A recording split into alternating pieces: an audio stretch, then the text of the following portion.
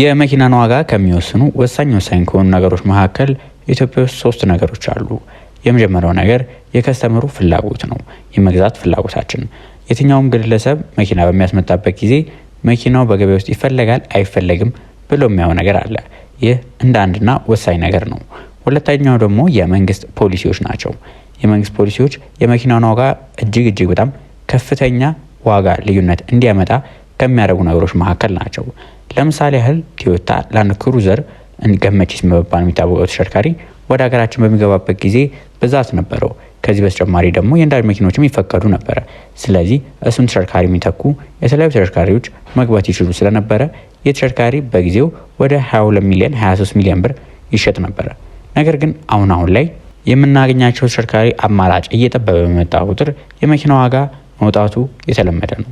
ከዚህ በተጨማሪ ደግሞ ይህንን እንደምሳሌ ያየነው እንጂ የነ ሱዙኪ ዲዛይር ተሽከርካሪዎች በብዛት ገበያ ውስጥ በሚገኙበት ጊዜ እነሱን የሚተኩ እነ ቶዮታ ሬዝ እና ሌሎችም እነ ሃይንዳይ ካስፐር ሌሎች ተሽከርካሪዎች በነበሩበት ጊዜ መኪኖቹ ይሸጡበት የነበረው ዋጋ ይህ በጣም ልዩነት አለው።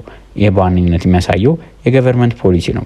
አሁን ምን አመጣው እንደዚህ ካላችሁኝ ከሰሞኑ የወጣው የዶላር ነገርም አለ። ሶስተኛውና ዋነኛው የመኪናን ዋጋ ከሚወስኑ ነገሮች መካከል አንዱ ስለሆነ ማለት ነው። እኛ ሀገር ላይ እንደምታውቁት ዶላር እጅግ በጣም ወሳኝ ነው።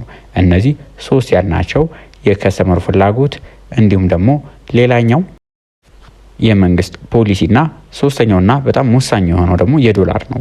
በዶላር ዋጋ ምክንያት ባለፈው ወራት ሲሸጡ ከነበሩበት ዋጋ እጥፍ የሆኑ ተሽከርካሪዎች በአሁኑ ሰዓት ላይ ማየት የተለመደ ነው። እንን እንዴት አልክልትሉኝ ይችላላችሁ? እንደምታውቁት በዚህ በያዝናቸው ወራቶች ውስጥ ከፍተኛ የዋጋ ጭማሪ ተደርጎ ነበር። ከነዚህ መካከል የተለያዩ ምክንያቶች ቢኖሩም አንዱ እንደ ምክንያት የሚነሳው መንግስት ለ1 ወር ወይ ለ2 ወር ያህል የዶላር ጨረታ ለባንኮች አላወጣም ነበር። ይህ ደግሞ ኤልሲ እንደ ልብ ስለማይገኝ በብላክ ማርኬት ዋጋ ዶላር እንዲገዛ አድርጎት ነበር። ይህም ደግሞ መኪኖቹ ወደ ሀገራችን ሲገቡ የሚኖራቸው ዋጋ ከፍተኛ ልዩነት እንዲኖረው ያስቻለው ነገር ነው። በቅርቡም ደግሞ አንድ ይወጣ አለ። ይህ እንግዲህ ካሁን በኋላ ያለው የመኪና ዋጋ ምን ይመስላል የሚለውን ለማየት ያክል ማለት ነው። የብሔራዊ ባንክ ለዚሁ በጀት ዓመት 3ኛ ሩብ ዓመት የውጭ ምንዛሬ ጨረታ 420 ሚሊዮን ዶላር መመደቡን አሳውቋል። በተጨማሪም ደግሞ ህዳርና ታህሳስ ወር ለሚካሄደው ጨረታ 100 ሚሊዮን ዶላር እንደመደበ ተገልጿል። የዶላሩ ጨረታ ከህዳር 23 ጀምሮ እስከ መጋቢት 8 2018 ዓ.ም ሲሆን ጨረታውም 50 ሚሊዮን ዶላር 70 ሚሊዮን ዶላር እየተደረገ ጨረታ እንደሚካሄድ የተገለጸ ሲሆን ይህም ማለት ደግሞ መኪኖች የሚያስመጡት እነዚህ ዶላር ያስፈልጋቸዋል። የትኛውም ባለሀብት በብር አይደለም በዶላር ነው። ስለዚህ የዶላር አማራጩ እንደዚህ በበዛ ቁጥር የመኪና ዋጋ ይቀንሳል። ይህንን እንዴት አልክ ካላችሁኝ ከዚህ ካለፉት 2 ዓመት 3 ዓመት ላይ እዚሁ ቻናል ላይ እያሳየናችሁ ነበር። በየሳምንቱ የነበረው የመኪና ዋጋ እንዴት ሆነ የሚሉትን ነገሮች መመልከት ነው። እንደዚህ ዶላር በሚለቀቅበት ጊዜ የመኪና ዋጋ ትንሽ ቀነስ ይላል። ከዛ ደግሞ አዳዲስ ፖሊሲዎች በሚወጡበት ጊዜ ዋጋቸው ጨመር ይላል። ለዚህ ማሳያ ነዳጅ መኪኖች ወደ ሀገር እንዳይገቡ በሚከለከሉበት ጊዜ የመኪና ዋጋ በጣም ጨምሯል። እንዲህ በተጨማሪ ደግሞ ያገለገሉ መኪኖች ወደ ሀገር እንዳይገቡ በሚታገድበት ጊዜ የመኪና ዋጋ ጨምሮ ነበር።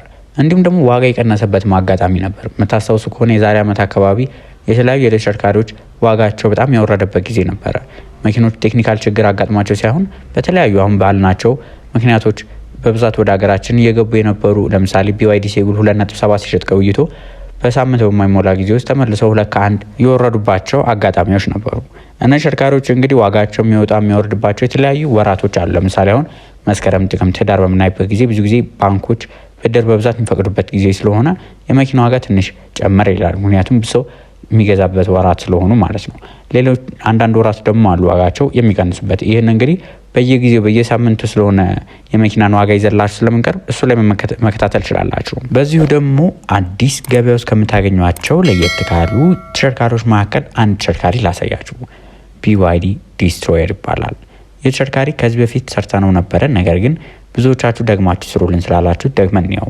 የተሽከርካሪ BYD ዲስትሮየር 05 DMI ይባላል።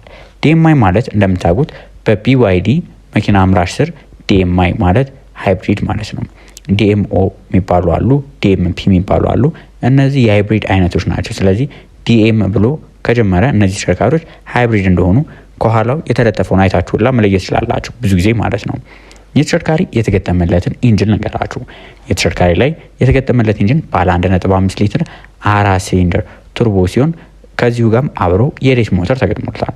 የተሽከርካሪ ባትሪ አማራጮቹ ሁለት አይነት አላቸው። እነዚህም በ8.3 ኪሎዋት አወር ሊቲየም አየን ፎስፌት ብሌድ ባትሪ ያለው ይህ በኤሌክትሪክ ኃይል ብቻ 55 ኪሎ ሜትር መጓዝ የሚችለው ነው። ሌላኛው የባትሪ አማራጭ ደግሞ ባለ 18 ኪሎዋት አወር ሊቲየም አየን ፎስፌት ብሌድ ባትሪ ነው። ይህም በአንድ ጊዜ ቻርጅ 120 ኪሎ ሜትር መጓዝ ይችላል። እነዚህ የኤሌክትሪክ ሞተሮች ላይ ደግሞ እነዚህ ባትሪያቸው ተገጥሞላቸው የኤሌክትሪክ ሞተራቸውን በምናይበት ጊዜ እስከ 145 ኪሎዋት ድረስ የማመንጨት አቅም አላቸው። የተገጠመላቸው ትራንስሚሽን ብዙ ጊዜ የቢዋይዲ ብቻ ሳይሆን ሌሎቹም የቶዮታንም ሌሎቹን በምታዩበት ጊዜ ኒሳኖችም አብዛኞቹ የተገጠመላቸው ትራንስሚሽን ኢሲቪቲ የሚባል ነው። ሲቪቲ ትራንስሚሽን ከዚህ በፊት አይተኗል። ኮንቲኒየስ ቫሪያብል ትራንስሚሽን የሚባሉት እነሱ ደግሞ ኤሌክትሮኒካሊ ማኔጅ የሚደረጉ ማለት ነው። በእነሱ ሆነው ለገበያ ቀርበዋል። መኪናው የዋዛ መኪና አይደለም። 0-100 ለመድረስ የሚፈጅበት 7.3 ሰከንድ ብቻ ነው። ይህ እንግዲህ እንደተገጠመለት ሞተሩ ልዩነት አለ። የኤሌክትሪክ ሞተሩ ልዩነት ይኖረዋል። እነዚህ መኪኖች እንደነገርኳችሁ በ55ም አለ በ120 ኪሎ ሜትር አለ። ነገር ግን እንደ አነዳዳችሁና እንደ መኪናው እንደ አነዳዳችሁ እንደ መንገዱ ሁኔታ በዛ ምክንያት ይህ ኪሎ ሜትር ሊጨምርም ሊቀንስም ስለሚችል እንዲሁ ብላችሁ መያዝ ትችላላችሁ። ሌላኛው ደግሞ በሃይብሪድ ብቻ ምን ያህል ኪሎ ሜትር ይጓዛል፣ ኤሌክትሪክ ብቻ ሳይሆን በሃይብሪድ አድርገ ነው ምን ያህል ይጓዛል የሚለው ነው። እነዚህ መኪኖች እንግዲህ 1245 ኪሎ ሜትር መጓዝ ይችላሉ። ይህ እንግዲህ በነዳጅም በኤሌክትሪኩም አንድ ላይ በሃይብሪድ ሞድ ስናደርገው ማለት ነው።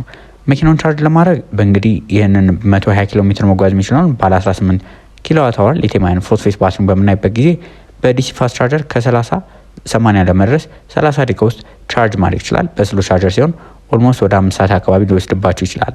ይህ እንግዲህ ጥሩ የሚባል ነው ከሌሎች ተሽከርካሪዎች አንጻር።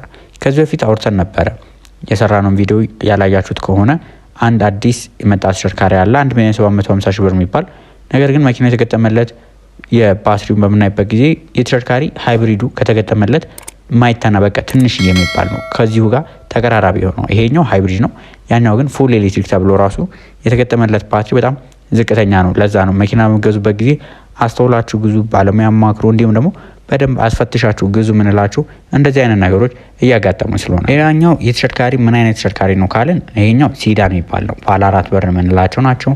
ቁመቱም 4.7 ነው። ስፋቱ 1.8 እንዲሁም ቁመቱ 1.4 የሆነ ተሽከርካሪ ነው። የተሽከርካሪ ዊል ቤዝ ማየት እንችላለን። ዊል ቤዝ ማለት ከጎማውና ጎማው መሀል ከፊተኛው ጎማና ከኋለኛው ጎማ መሀል ላይ ያለችው እኛ ልንቀመጥበት የምንችለው ቦታ ነው። ይህም ወደ 2.7 ሜትር ርዝመት አለው። ቶፕ ስፒዱ እስከ 185 ኪሎ ሜትር መጓዝ ይችላል። የኋላ ዕቃ መጫኛው እስከ 450 ሊትር ያህል የመያዝ አቅም አላቸው። መኪኖቹ እንግዲህ ትሪም ሌቭላቸው በሁለት አይነት ነው። ባትሪ በምናይበት ጊዜ 55 ኪሎ ሜትር በኤሌክትሪክ ብቻ መጓዝ የሚችላል፣ 120 የሚሄደው አለ። ዲሉክስ ፕሪሚየም የሚባል አለ። 120 በሚሆንበት ጊዜ ደግሞ ዲሉክስ ፕሪሚየም ይኖራል። ነገር ግን ፍላግሺፕ የሚባል ደግሞ አማራጮች ይኖሩታል። ወደ ውስጥ ስንገባ የተሽከርካሪ ኢንፎቴመንት ስክሪኑ ባለ 12.8 ኢንች ነው። 5 ሰው መጫን ይችላል። የተሽከርካሪ ላይ 7 ኤርባጎች አሉት።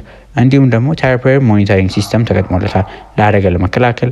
እንዲሁም ደግሞ ድራይቪንግ አሲስቶች ለምሳሌ ከፍተኞቹ ላይ የሚሆንበት ጊዜ ዲ ፓይለት ደግሞ ቢዋይዲ ድራይቪንግ አሲስት የሚባሉ ፊቸሮች 360 ካሜራ፣ ሌን ኪፕ አሲስት፣ አዳፕቲቭ ክሩዝ ኮንትሮል እነሱ የመሳሰሉት ነገሮች ይዘው ይቀርባሉ። የካቢን ዲዛይኑ ጥሩ የሚባል ናቸው። እነዚህ ባትሪ ተርማል ማኔጅመንታቸውን በምናይበት ጊዜ ይሄኛው ለኤልኤፍፒ ባትሪ ነው። ማለትም ሊቲየም አየን ፎስፌት ባትሪ ስለሆነ ረጅም ጊዜ መቆየት አቅም አላቸው። እንዲሁም ቀዝቃዛ ቦታዎች ቢሆን ሞቃት ቦታዎች የተሻሉ ናቸው ከሊቲየም አየን ባትሪዎች አንጻር። የትኛውም ቦታ ላይ ጥሩ የሚባሉ ተሽከርካሪዎች ናቸው። መኪኖቹም የወጣላቸው የመሸጫ ዋጋ በምናይበት ጊዜ እነዚህ መኪኖች የወጣላቸው የመሸጫ ዋጋ በ4,900,000 ብር ነው። እነዚህ መኪኖች ጨምሮ የተለያዩ መኪኖች ወደ ገበያው እየገቡ ስለሆነ በደንብ አማራጮቻችሁን አይታችሁ መወሰን ትችላላችሁ። ለዛሬ ይዤላችሁ የቀረቡት መረጃ ይሄ ነው። ነገር ግን እንደነዚህ አይነት መኪኖችንም ሌሎች የአዲስም ያገለገሉ መኪኖችን ነፃ ሆናችሁ እንድታሽከረክሩ ከመግዛታችሁ በፊት ማስፈተሽ ካሰባችሁ እስክሪን ላይ የምትመለከቱ ስልክ ቁጥር ይደውሉልን። ባላችሁበት ቦታ መተን እንፈትሽላችኋለን። በቀጣይ ሌሎች ከመኪና ጋር በተገናኙ መረጃዎች እስከምንገናኝ ድረስ መልካም ሁሉ ተመኘው።